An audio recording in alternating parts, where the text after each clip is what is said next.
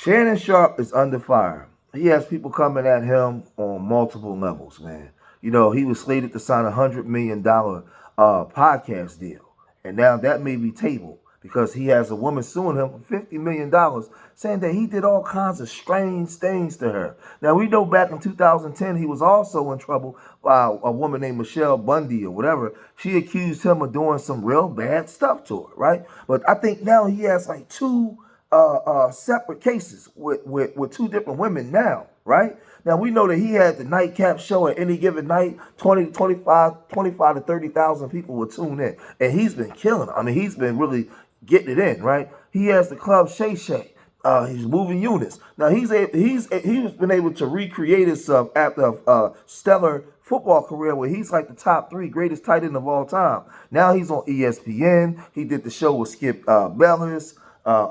Undisputed. Now, you know, he's doing his thing, but he's in trouble now, and he has to get out from under these charges, man, because these women are coming at him. Now, him and his lawyer are firing back in a statement because, listen, there's a lot of real freaky stuff that's on this, right, that he's been accused of, right? So let's look at some of this stuff. Let's get off into it, right?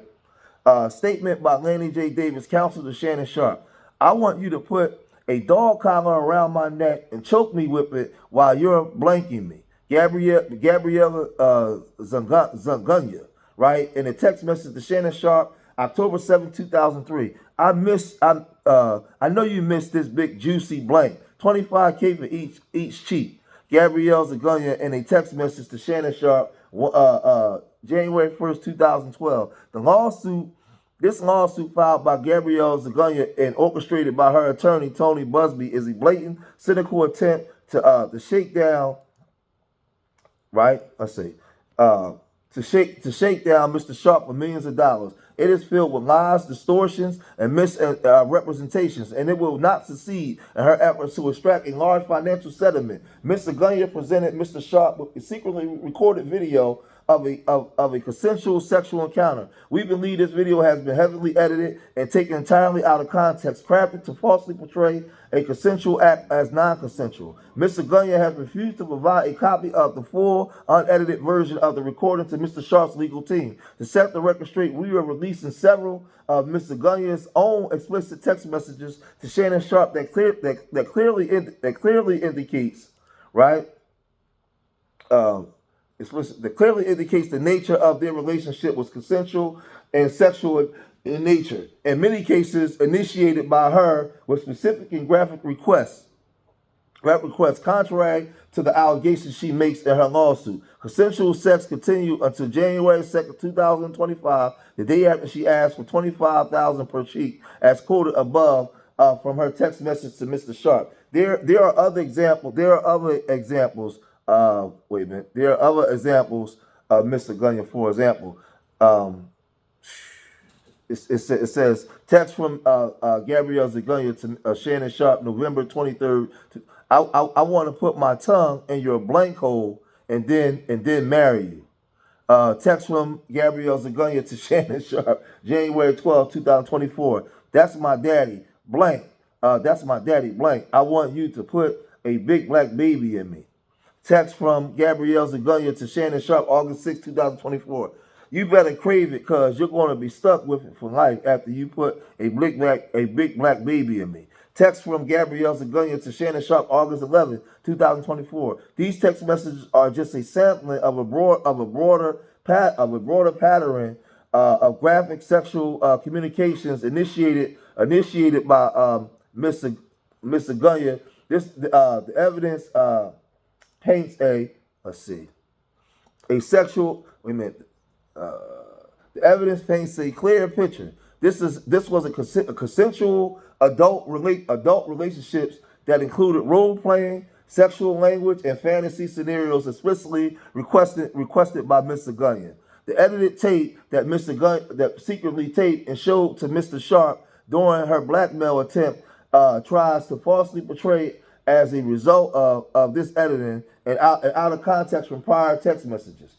The sexual activity was not consensual, but Mr. Sharpe now believes her secret taping was all part of her planned setup as part of her blackmail scheme, as distorted by her edited tape, a copy of what she refused to make available to Mr. Sharpe or his counsel.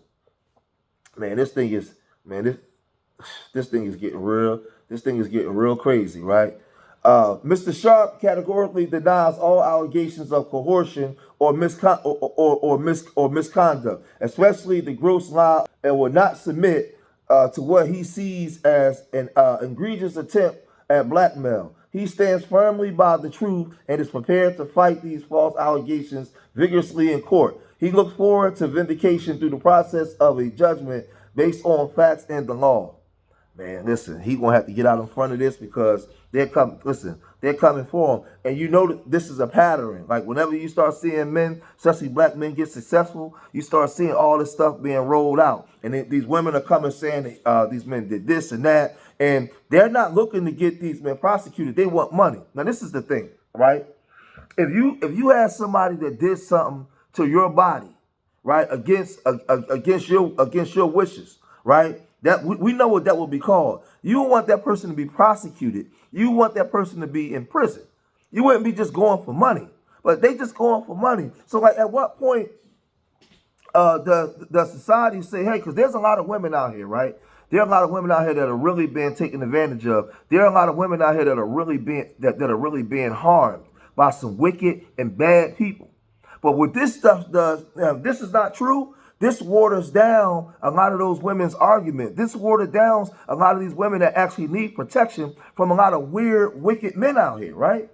So a lot of, like, we got to pay attention to this because this is like a real bad pattern. And once a man gets accused of this, he has to walk with this stuff for life because people will always believe that he did something to a woman. So like I said, man, this is dangerous, man. You know, he was on the verge of signing $100 million podcast deal. He has, like I said, his club Shay Shay, his Shay Shay Network. He has the Nightcap Show with him and Chad Ochocinco. They was on the verge of touring around the country with this show. Like I said, he's making more money now than he did when he actually played football. And he's a Hall of Famer, probably top 3 greatest tight end of all time. Right, but he has these things now hanging over his head, and he has to get out in front of this, and he has to get this stuff off of him. Right? I don't know who he pissed off, what's going on behind the scenes, but I've seen this playbook before. We all seen this playbook. Now, we don't know if he's guilty or innocent. We don't know if the girl's lying or telling the truth. But what we do know is seeing a pattern of this, and this is like something that you can put on a man where it's hard for him to get it off of him. Right? So I'm going to cut this video short right here, man. If you made it this far in the video, hit that like button. Subscribe to Street Media TV. Let me know what you guys think. Leave your comments in the comment section. Do you think that these are real accusations? Let me know, right? Hit that like button. And remember, I love y'all. Till the next time. Peace.